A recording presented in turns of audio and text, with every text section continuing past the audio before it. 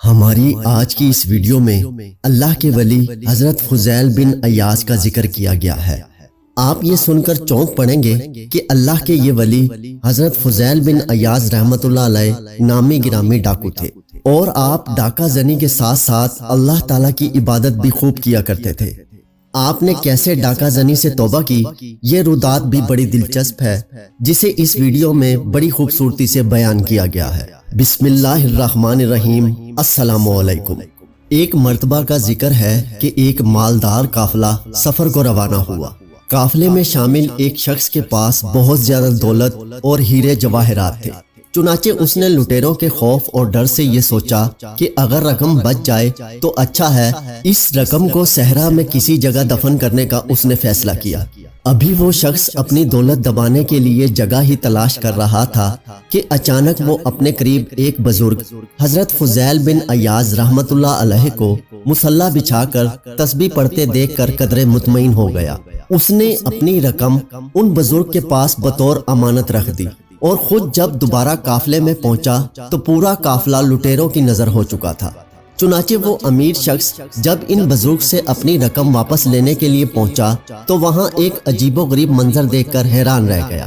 اس نے دیکھا کہ وہ بزرگ تمام لٹیروں کے درمیان بیٹھے لوٹ کی رقم آپس میں تقسیم کر رہے ہیں۔ اب تو وہ امیر آدمی بہت سٹ پٹایا۔ اس نے دل میں سوچا، میں کتنا احمق ہوں کہ اپنی دولت اس شخص کے پاس امانت رکھوا دی جو خود لٹیروں کا سردار ہے۔ مگر حضرت فضیل نے اسے اپنے قریب بلوا کر پوچھا کہ یہاں کیوں آئے ہو؟ اس نے گھبراتے ہوئے عرض کیا، اپنی رقم کی واپسی کے لیے حاضر ہوا تھا۔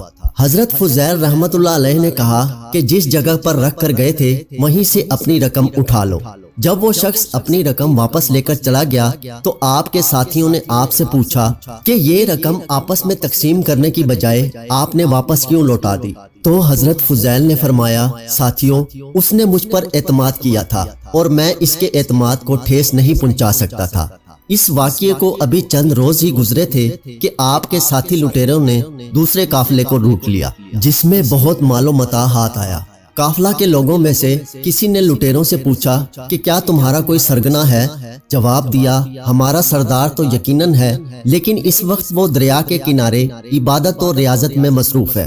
اس شخص نے کہا، یہ وقت تو کسی نماز کا نہیں ہے۔ لٹیروں نے کہا کہ وہ نوافل پڑھ رہا ہے۔ اس شخص نے پھر سوال کیا کہ جب تم لوگ کھانا کھاتے ہو تو کیا وہ تمہارے ساتھ مل کر کھانا کھاتا ہے؟ تو لٹیروں نے جواب دیا کہ ہمارا سردار دن میں روزہ رکھتا ہے۔ اس شخص نے پھر کہا، یہ تو رمضان کا مہینہ نہیں ہے۔ تو ڈاکوؤں نے کہا، وہ نفلی روزے رکھتا ہے۔ ڈاکوؤں کی زبانی ان کے سردار کے بارے میں اس قسم کی باتیں سن کر قافلے کا وہ شخص بہت حیران ہوا، اور وہ حضرت فضیل کے پاس جا کر عرض کرنے لگا کہ صوم و صلات کے ساتھ راہزنی کا کیا تعلق ہے؟ آپ نے اس شخص سے دریافت کیا کہ کیا تم نے قرآن مجید پڑھا ہے؟ اس شخص نے جواب دیا، جی حضور۔ تو حضرت فضیل نے قرآن پاک کی ایک آیت تلاوت کی جس کا ترجمہ تھا، یعنی دوسروں نے اپنے گناہوں کا اعتراف کرتے ہوئے عمل صالح کو اس کے ساتھ غلط ملت کر دیا ہے۔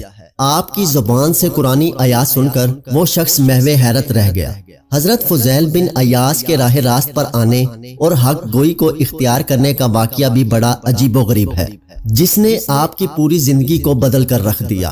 روایت ہے کہ ایک مرتبہ جنگل میں رات کے وقت کسی قافلے نے آ کر پڑاؤ ڈالا۔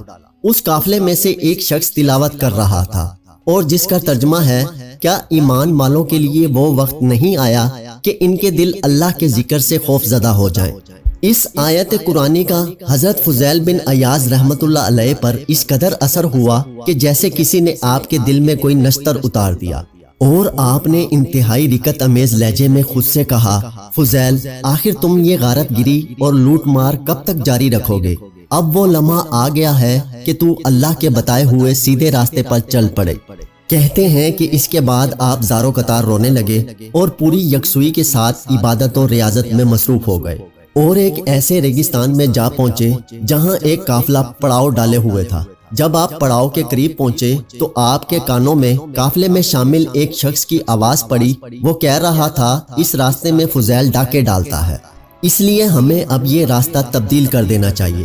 فضیل بن عیاض یہ سنتے ہی اس شخص کے سامنے چلے گئے اور فرمایا، لوگوں اب آپ بے فکر ہو جائیں کیونکہ میں نے راہزنی سے توبہ کر لی ہے۔ پھر آپ ان تمام لوگوں سے معافی کے خواستگار ہوئے جو آپ کے ہاتھوں لٹ چکے تھے۔ تمام لوگوں نے آپ کو معاف کر دیا مگر ایک یہودی نے آپ کو معافی دینے سے انکار کر دیا اور یہ شرط پیش کی کہ اگر تم سامنے والی پہاڑی کو یہاں سے ہٹا دو تو میں تمہیں معاف کر دوں گا۔ یہودی کی شرط قبول کرتے ہوئے حضرت فضیل بن عیاض نے وہاں سے مٹی ہٹانا شروع کر دی۔ حسن اتفاق سے اسی وقت ایسی تیز آندھی چلی کہ دیکھتے ہی دیکھتے پوری پہاڑی صفائے ہستی سے غائب ہو گئی۔ چنانچہ یہ دیکھتے ہوئے یہودی نے آپ کو سچے دل سے معاف کر دیا۔ یہودی نے عرض کیا کہ میں نے یہ تہیہ کر رکھا تھا کہ جب تک تم میرا لوٹا ہوا مال واپس نہیں لوٹا دو گے میں تمہیں معاف نہیں کروں گا، لہٰذا اس وقت میرے تکیے کے نیچے اشرفیوں کی ایک تھیلی رکھی ہوئی ہے، وہ آپ مجھے اٹھا کر دے دیں تاکہ میری قسم کا کفارہ ہو جائے۔ چنانچہ آپ نے یہودی کے تکیے کے نیچے سے تھیلی اٹھا کر اس کے ہاتھ میں تھما دی۔ اس کے بعد یہودی نے مزید ایک شرط پیش کی۔ اس نے کہا پہلے مجھے معاف کرو پھر میں تمہیں معاف کروں گا۔ آپ نے کلمہ پڑھا کر یہودی کو مسلمان کر لیا۔ یہودی نے اسلام لانے کے بعد فضیل بن عیاض رحمت اللہ علیہ سے کہا میرے مسلمان ہونے کی ایک وجہ یہ ہے کہ میں نے ایک مرتبہ تورات میں پڑھا تھا کہ اگر سچے دل سے تائب ہونے والا خاک کو بھی چھو لے تو وہ کندن بن جاتی ہے، لیکن مجھے اس بات کا یقین نہیں تھا، اور آج جبکہ میری تھیلی میں مٹی بھری ہوئی تھی جب آپ نے اس تھیلی کو اٹھا کر میرے ہاتھ میں تھمایا تو وہ سونا بن گئی۔ اب مجھے یقین ہو گیا کہ واقعی دین اسلام ایک سچا مذہب ہے۔ یہ کہہ کر وہ یہودی زارو قطار رونے لگا اور اس نے خدا اور اس کے رسول سے لو لگا لی۔ یوں فضیل بن عیاض نے سیدھے راستے پر آتے ہی سب سے پہلے ایک یہودی کو مسلمان کر کے اپنے ولی اللہ ہونے کا ثبوت فراہم کر دیا۔ ناظرین کرام، اس واقعہ سے ہمیں یہ سبق حاصل ہوتا ہے کہ اللہ کے حضور اگر سچے دل سے توبہ کی جائے تو اللہ توبہ کرنے والے کی توبہ قبول فرما کر اسے راہ راست پر لا دیتا ہے اور اس کے تمام گناہ بخش کر اسے انعام و اکرام سے نوازتا ہے، جیسا کہ اس واقعہ میں ذکر کیا گیا ہے۔